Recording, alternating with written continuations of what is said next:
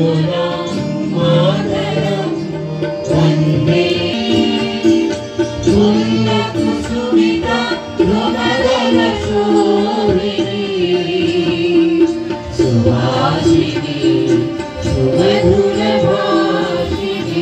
রাখছি আজকের আমাদের এই অনুষ্ঠানের সভাপতিত্ব করছেন ধর্মনগর পুর পরিষদের মাননীয় চেয়ারপারসন শ্রীমতী মিতালী রানী দাস সেন মহোদয়।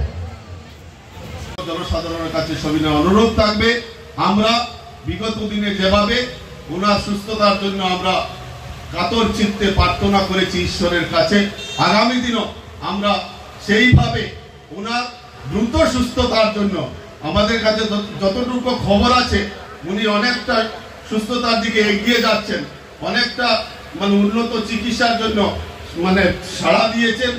কিছুদিনের ভিতরে হয়তো ওনার পূর্ণাঙ্গ যে একটা সচেতনতা চলে আসবে, ওনার সেই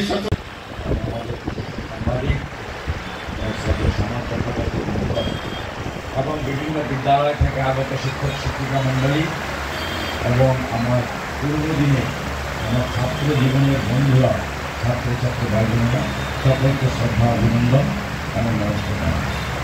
সত্যি যে আজকে আমরা এই যে বন্দে মাতরমের 150তম বর্ষ উদযাপন করছি, এটা কেন করছে? খুব সুন্দরভাবে শ্রদ্ধেয় কাজলদা একটা ভালো বক্তব্য রেখেছেন। আমি সেই দিক দিয়ে যাব না, শুধু বলবো যে এই বন্দে মাতরম এটা আমাদের জাতীয় একটা স্লোগান। আমরা দেখেছি এই ভারতবর্ষে বিভিন্ন রাজনৈতিক সংগঠন আছেন, তারা এই স্লোগানটা দিতে চায় না। তারা বলতে এটা আরও একটা নির্দিষ্ট রাজনৈতিক দলের স্লোগান, কিন্তু এটা তো নিষ্পক্ষ স্লোগান না।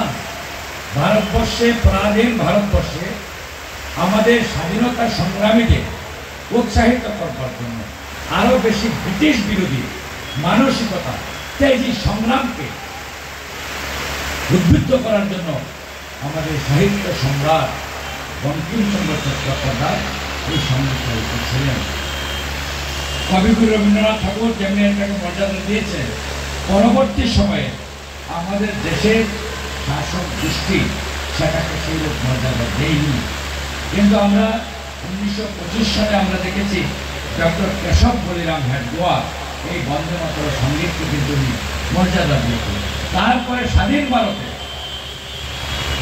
ডক্টর শ্যামাপ্রসাদ মুখার্জির নেতৃত্বে যে রাজনৈতিক দলটা তৈরি হয়েছিল, যে ভারতীয় জনসংঘ, তারা এই সঙ্গীতটাকে একটা পূর্ণ মর্যাদা দিয়ে তারা তাকে তাদের বিভিন্ন সভা সমিতিতে তারা গান, যেটা রাষ্ট্রবন্দনা, আজকে একটা জাতীয় সঙ্গীত।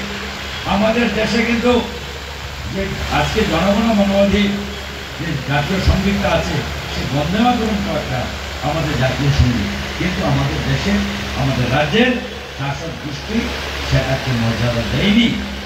এটার মধ্যে দেশপ্রেম আছে। আমরাই দেখুন, পৃথিবীতে কোনো দেশ তার জন্মভূমিকে মা বলে সম্বোধন করে না, আমরাই এই দেশের, আমরাই ভারত মাতা। এটা পুণ্যভূমি, দেবভূমি, অর্পণের ভূমি, তর্পণের ভূমি, মুনি ঋষিদের ভূমি এই ভারতবর্ষ। এটা কোনো ভূমির টুকরা না।